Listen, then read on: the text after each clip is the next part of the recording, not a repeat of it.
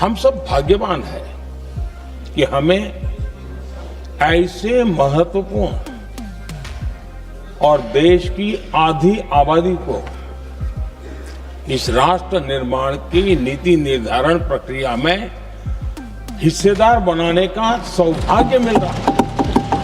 इन्हीं 543 लोकसभा क्षेत्रों में से महिलाओं को 33% आरक्षण क्यों नहीं दिया? सरकार की कैबिनेट नरेंद्र मोदी जी के नेतृत्व में जाति जनगणना करने का निर्णय कर लिया है। अगली जनगणना जाति जनगणना होने वाली। Honorable Prime Minister, if you have any sincerity of the women reservation bill, you could have done women reservation in 2024 itself. നമസ്കാരം. ഇന്ത്യൻ ജനാധിപത്യ ചരിത്രത്തിലെ സുവർണ അധ്യായമായി മാറുകയാണ് വനിതാ സംവരണ ഭേദഗതി ബിൽ.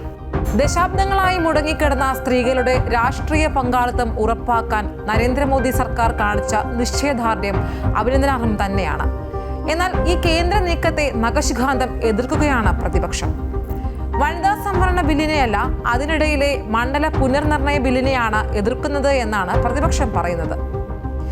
കേന്ദ്രത്തിന്റെ ഈ ആശയും പ്രതിപക്ഷത്തിന്റെ ആശങ്കയുമാണ് വനിതാ ജംഗ്ഷൻ ഇന്ന് പരിശോധിക്കുന്നത്.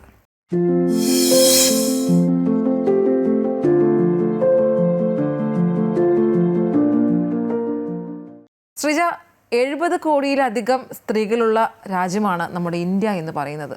പക്ഷേ ഈ തുല്യത എപ്പോഴും വാദിക്കുമ്പോഴും ഈ രാഷ്ട്രീയ പാർട്ടികളിലുടനീളം നോക്കിക്കഴിഞ്ഞാൽ പുരുഷ കേന്ദ്രീകൃതം തന്നെയാണ്. പക്ഷേ ഇപ്പോൾ ഇത് പാർലമെന്റിൽ വാദിക്കുകയാണ്. സ്ത്രീ സംവരണ ബിൽ കൊണ്ടുവരണമെന്ന് കേന്ദ്രം പറയുമ്പോൾ ഇതിനെ പ്രതിപക്ഷം എതിർക്കുകയാണ്. ശരിക്കും ഈ പ്രതിപക്ഷം ഈ ബില്ലിനെ എതിർക്കേണ്ട ആവശ്യമുണ്ടോ? അല്ലെങ്കിൽ എന്തുകൊണ്ടാണ് എതിർക്കുന്നത്? അത് പറയണമെങ്കിൽ നമ്മൾ 2023 പാസാക്കിയ വനിതാ സംവരണ ബില്ലിലേക്ക് പോകേണ്ടി വരും. അന്ന് ബില്ല് പാസാക്കിയപ്പോൾ കോൺഗ്രസ് അതിനെ അനുകൂലിച്ചിരുന്നു. പക്ഷേ അന്ന് അതിൽ പറയുന്ന അനുസരിച്ചാണെങ്കിൽ ഈ 2011 ശേഷമുള്ള, അതായത് ഏറ്റവും പുതിയ സെൻസസ് എടുത്ത ശേഷം ഈ ബില്ല് നടപ്പാക്കാനായിരുന്നു അന്ന് തീരുമാനിച്ചിരുന്നത്. പക്ഷേ അത് ഒരുപാട് വൈകും. 2029 പൊതു തെരഞ്ഞെടുപ്പിൽ ഈ വനിതാ സംവരണം നടക്കണം എന്നുള്ള ഉദ്ദേശമാണ് കേന്ദ്രത്തിനുള്ളത്. പക്ഷെ അപ്പോഴും മറുവശത്ത് അവർ പറയുന്നത് എന്തുകൊണ്ട് മണ്ഡല പുനർനിർണയം കൊണ്ടുവരുന്നു എന്നുള്ളൊരു കാര്യം. സെൻസസ് 2011 നടപ്പാക്കുകയാണെങ്കിൽ സ്വാഭാവികമായും ദക്ഷിണേന്ത്യൻ സംസ്ഥാനങ്ങൾക്ക് പ്രാതിനിധ്യം കുറയും. കാരണം നമുക്കറിയാം ഈ ജനസംഖ്യ അതൊക്കെ അടിസ്ഥാനത്തിൽ നോക്കുമ്പോൾ അവർ അതൊക്കെ പാലിച്ചുകൊണ്ട് വന്നതുകൊണ്ട് തന്നെ സ്വാഭാവികമായും അവർക്ക് സീറ്റ് കുറവായി മാത്രമേ ലഭിക്കുകയുള്ളൂ. കേന്ദ്ര സർക്കാർ പറയുന്നത് 50-50 അനുപാതം നമുക്ക് വയ്ക്കാം, അപ്പോൾ ഈ പ്രശ്നമൊക്കെ മാറില്ലേ, ജനസംഖ്യ നോക്കണ്ട എന്ന് പറയുന്നു. അപ്പോഴും അവർ ഉന്നയിക്കുന്നൊരു പ്രശ്നം എന്ന് പറയുന്നത്, നമുക്കറിയാം കേരളത്തിലാണെങ്കിൽ 20 സീറ്റുകളാണ് ലോക്സഭാ സീറ്റുള്ളത്. അത് വർദ്ധിക്കുകയാണെങ്കിൽ 30 ആകും.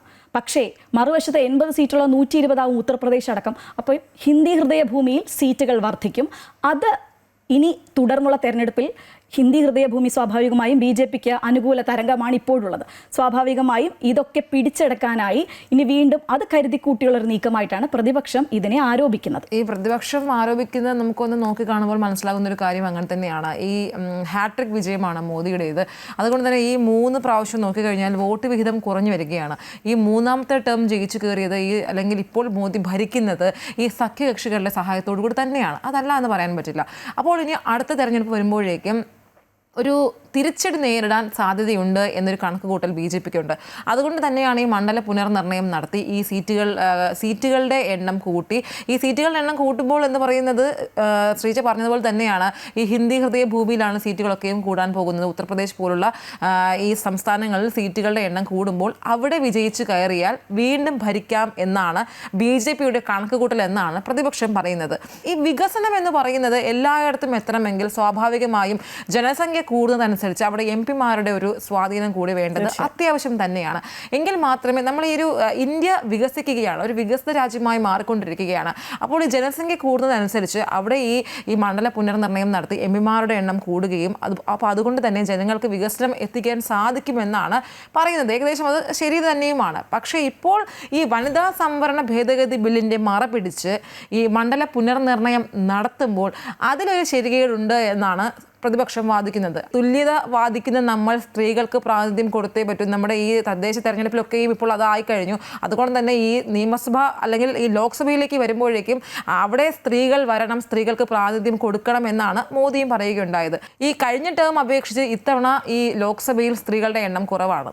74 കഴിഞ്ഞ ടേമിൽ അത് 78 സീറ്റുകളുടെ എണ്ണം കുറയുകയാണ്. പ്രത്യേകിച്ചൊരു കാര്യം പറയേണ്ടത്, ഇതൊരു നിയമമായാൽ മാത്രമേ സംവരണം വരികയുള്ളൂ. കഴിഞ്ഞ വനിതാ ജംഗ്ഷനിൽ ഇക്കാര്യം ചർച്ച ചെയ്തതാണ്. നമ്മുടെ തദ്ദേശ തെരഞ്ഞെടുപ്പിൽ ഇത് കൊണ്ടുവന്നിട്ടുണ്ട്. അത് വലിയ കാര്യം തന്നെയാണ്. ഇപ്പോൾ കഴിഞ്ഞ നിയമസഭാ തെരഞ്ഞെടുപ്പ് എടുത്തു നോക്കിയാൽ അറിയാം, പ്രമുഖ സ്ഥാനാർത്ഥികൾ, അത് വനിതകൾ എത്ര ഉണ്ടായിരുന്നു അവരുടെ ഒരു പ്രാതിനിധ്യം എന്നുള്ള കാര്യം നമ്മൾ നോക്കേണ്ടിയിരിക്കുന്നത്. ഇതൊരു പക്ഷേ നിയമമായാൽ മാത്രമേ സ്ത്രീകൾക്ക് അർഹമായ ഒരു പ്രാതിനിധ്യം ലഭിക്കുകയുള്ളൂ. കഴിഞ്ഞ ദിവസമൊക്കെ പ്രിയങ്ക ഗാന്ധി അടക്കം പറയുന്നത് കേട്ടു, ഇപ്പോഴുള്ള 543 സീറ്റിൽ 1/3 സംവരണം മതി എന്നുള്ള കാര്യത്തിൽ അവർ ഉറച്ചു നിൽക്കുകയാണ്. അപ്പോഴും ഞാൻ ചോദിക്കുകയാണ്, എന്തുകൊണ്ട് അവർ മുന്നേ ഒന്നും ഇത്തരത്തിൽ ചിന്തിക്കുന്നില്ല?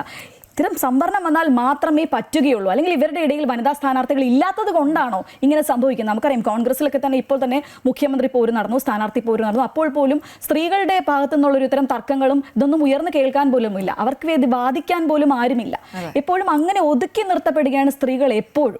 എന്തുകൊണ്ട് ഈ രാഷ്ട്രീയ പാർട്ടികൾ മുൻപ് ചോദിച്ചുകൂടാ, അല്ലെങ്കിൽ ഈ പറഞ്ഞതൊക്കെയും എന്തുകൊണ്ട് പ്രാവർത്തികമാക്കിക്കൂടാ എന്നുള്ളതൊരു പ്രസക്തമായ ചോദ്യം തന്നെയാണ്. ഒരു ദീർഘവീക്ഷണം തന്നെയാണ് ഇപ്പോഴുള്ള ഒരു രാഷ്ട്രീയ നീക്കം എന്നേ പറയാനാകൂ. അതുകൊണ്ട് തന്നെയാണ് സ്ത്രീ സംവരണ ഭേദഗതി ബിൽ വന്നിട്ടും അതിനെ പ്രതിപക്ഷം എതിർക്കുന്നത് എന്നാണ് ഞാൻ മനസ്സിലാക്കുന്നത്. തീർച്ചയായും ഈ വനിതാ സംവരണ ഭേദഗതി ബിൽ എന്ന് പറയുമ്പോൾ സ്വാഭാവികമായും കേന്ദ്രം പ്രതീക്ഷിച്ചത് വനിതകൾക്ക് വേണ്ടി സംവരണം നൽകുന്നു. അതുകൊണ്ട് സ്വാഭാവികമായും അക്കാര്യം ഉയർത്തിക്കൊണ്ട് ഒരിക്കലും പ്രതിപക്ഷത്തിന് പ്രതിഷേധിക്കാൻ സാധിക്കില്ല. അവർ ഇതിനെ അനുകൂലിക്കുമെന്നായിരുന്നു അവർ കരുതിയിരുന്നത്. പക്ഷെ അപ്പോഴാണ് ഈ മണ്ഡല പുനർനിർണയം സ്വാഭാവികമായും പ്രതിപക്ഷം എടുത്തിട്ടത്. അവർക്ക് തന്നെ തിരിച്ചടിയാകുമെന്ന് അവർക്ക് ഉറപ്പുണ്ട്. അതുകൊണ്ട് തന്നെ അവർ ശക്തിയുക്തം എതിർക്കുന്നതാണ്. ഇതിലൊരു കളി എന്ന് പറയുന്നത് സ്ത്രീകളെ മുന്നിൽ നിർത്തി, അല്ലെങ്കിൽ സ്ത്രീ വോട്ടർമാരെ നമുക്ക് സ്വാധീനിക്കുകയും വേണം. അതുപോലെ തന്നെ ഈ മണ്ഡലങ്ങളുടെ എണ്ണം കൂടുമ്പോൾ അത് BJPക്ക് അനുകൂലമാകും എന്നൊരു കണക്കുകൂട്ടലാണ് അവിടെ കേന്ദ്രത്തിനുള്ളത്. തുല്യത വാക്കുകളിലും കടലാസിലും മാത്രം ഒതുങ്ങേണ്ട ഒന്നല്ല.